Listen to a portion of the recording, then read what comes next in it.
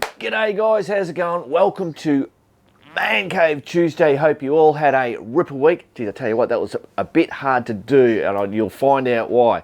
What do we got going on in this video? It's a very short one. Obviously, you guys know that I've done quite a few videos. Man Cave Tuesday is a bit lacking, but I'm going to show you what happened yesterday. Let's go to the garage and check out the disaster.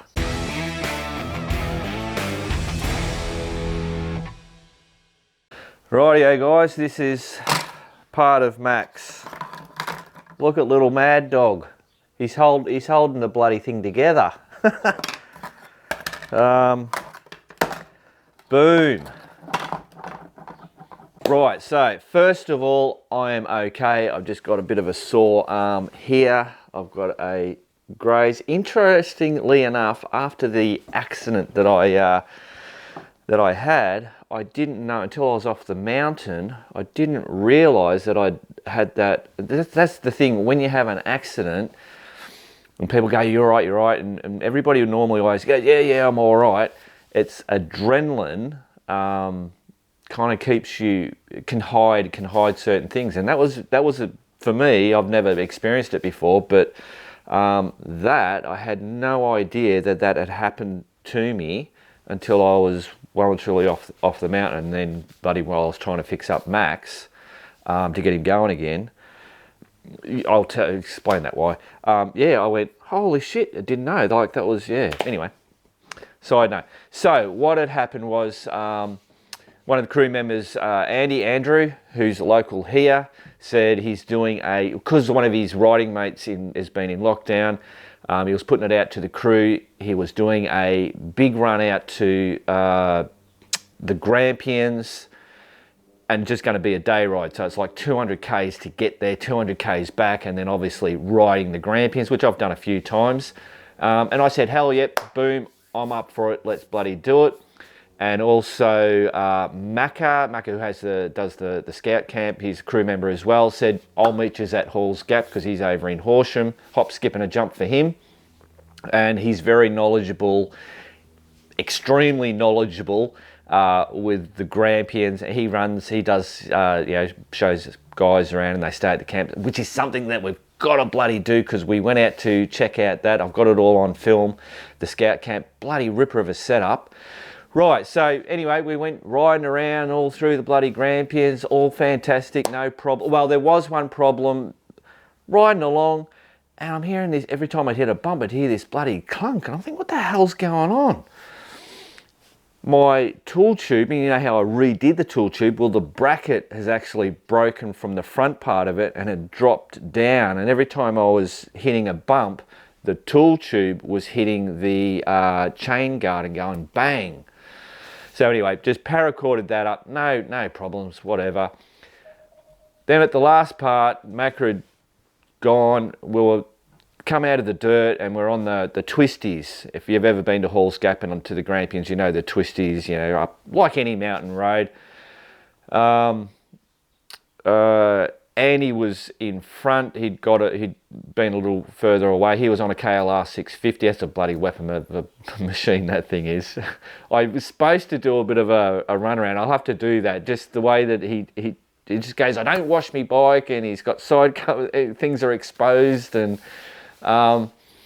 anyway, just stupidity on my part, obviously going too fast, and I locked up coming up to a bend, I locked up the rear brake, and everything, how I would normally do that went out, and I just kept that bloody thing locked up and just went straight into the side of the mountain basically and crashed. And then that's what smashed up, and now I'll show you the aftermath. Boom, there it is. So that screen all got smashed off there. Just a bit of mud, all this held up, these did what they're supposed to do. This thing's just got bent up. I've got to wash it and I'll start to assess. Hopefully, I haven't seen anything more wrong other than the screen smashing. Things getting a little bit, getting bent, or everything else has held up on it. But what I found, when I would move this, it seemed fine, but when I rode it, it was it was just really weird. I stopped a couple of times just to check and look and whatever. And I'm going, no, everything looks fine. So I thought, right, we'll just get off the bloody mountain and then really have a good look at it. So managed to ride him all the way down, got some bloody petrol, and then we went, right, let's have a look to see what's going on. And I found out what it was. It was the stabilizer. And if you look, if you have a look underneath here, see all that gouged out? That's what the problem was. And if I bring you around here, so the way that, well, there you are, that thing there, because that slots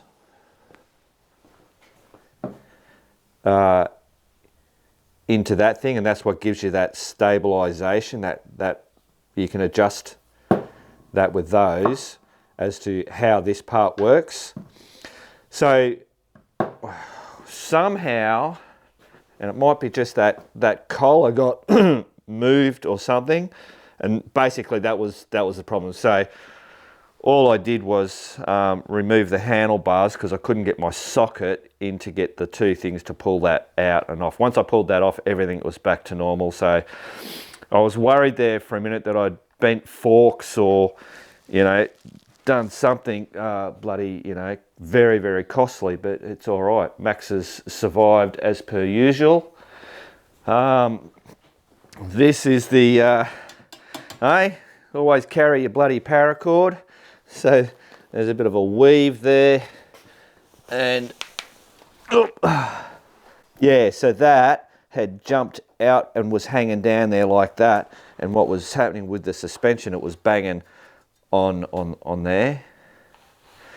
So I can see there's a bracket up there that's busted. So I think I'll be doing some heavy duty brackets because there is quite a lot of weight in that tube with the tools.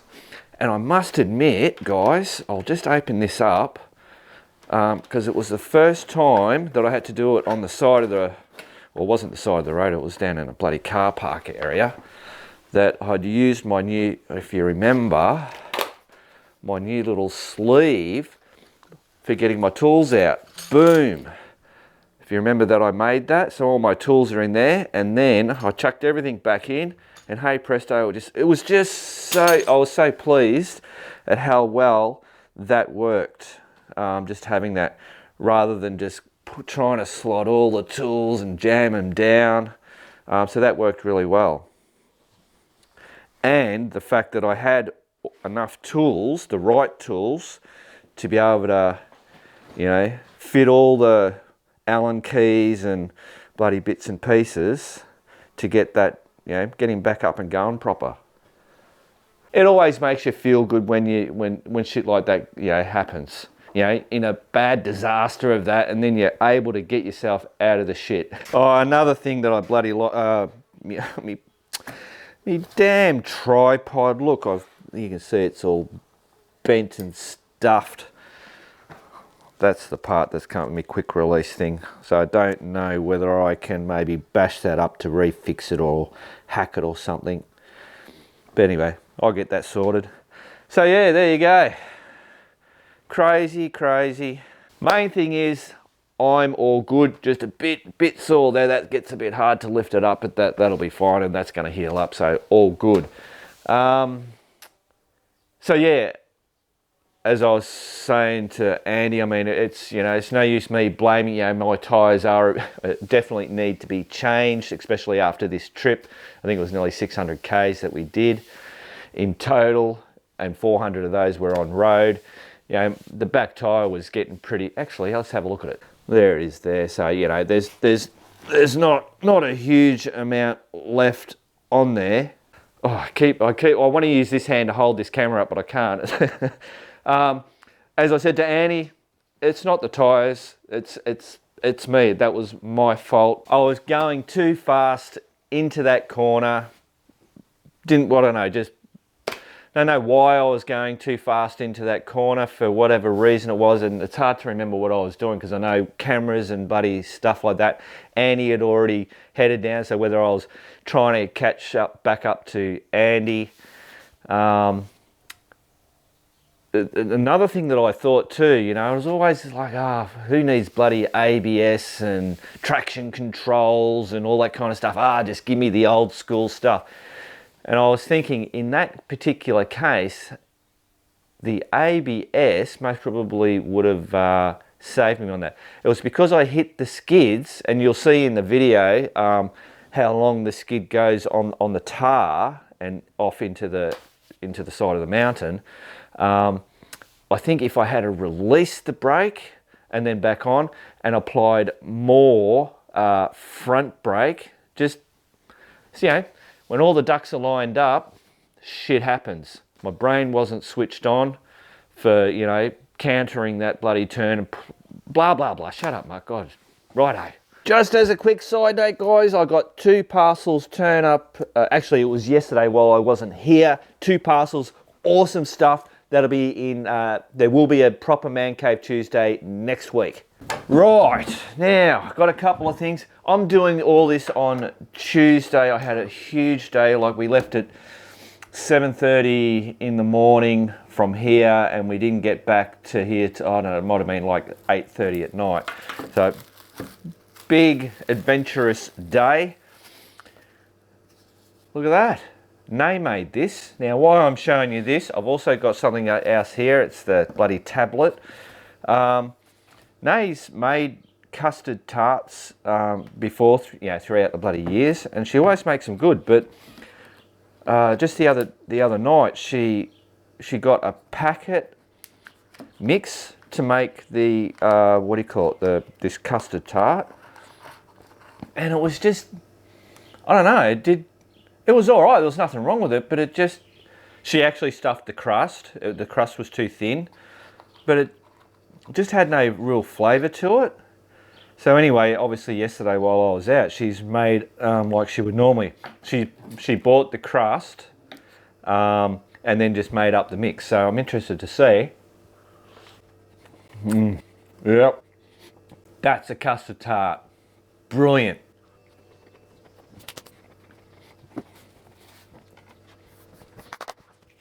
Bloody delicious.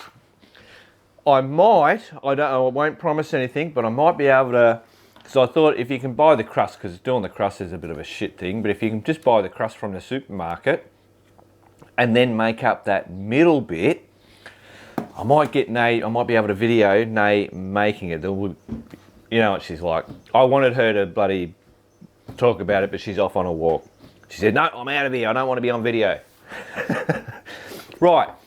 So for that rally, the Open Roads Rally, I said about getting a tablet. This is what I've got. It is Galaxy Tab A7 Lite. I got it. It was on special at Harvey Norman's, and $198, 50% off, I think it was, or something like that. So this is it here. Boom. Luckily, I didn't try and strap it to the bike for this ride because I was contemplating it and I went, no, I've got to get a proper cover and have it mounted properly before I do that. So all I've done with this is basically set it up. Oh, update for you. So yeah, so there it is. It's a bloody tablet. It's an Android tablet because it's a Galaxy. Now, so what I wanted to, so that's it. Now, someone said make sure you get a anti-glare screen thing for it. And I went, oh, okay, didn't know that they were there. So that's something to think about. But then someone also commented saying about wearing polarized glasses or sunglasses. You might even be able to get them in goggles. So I want to test that to see whether if you have polarized, will that make it easier to read one of these types of things? I know I used to have, it was polarized with a KDs or something, and when I would look at my phone, it would make it look, you could read it, but it was funny colors on the screen, and I think, yeah, so that's going to be a test I'm going to try and do to see how that works with that. The other thing, doing the research when I was looking, so I've basically bought something really cheap because I don't know if this is going to work and I don't want to spend a lot of money. If this is something that's going to work, that it's bigger, there is still that glare problem, then I might look at getting a more expensive one to utilise. So in my research, nits, so NITS is a rating for the amount of light or the screen brightness or something like that. So in daylight, so the higher the nits, the better you will be able to see the screen in direct daylight, basically is what the deal is. And when I was looking at the nits on this, it was like 198 nits, and some of the good ones are like 500 nits. So anyway, there you go. Cool bananas, righto. Let's get back out to the man cave. Well, there you go, guys. That is Man Cave Tuesday done and dusted for another week. Hope you all enjoyed it. I'll obviously have that video out hopefully in the next couple of days of the Grampians ride. Righto, remember, keep on riding, and if you ain't riding, keep on keeping on.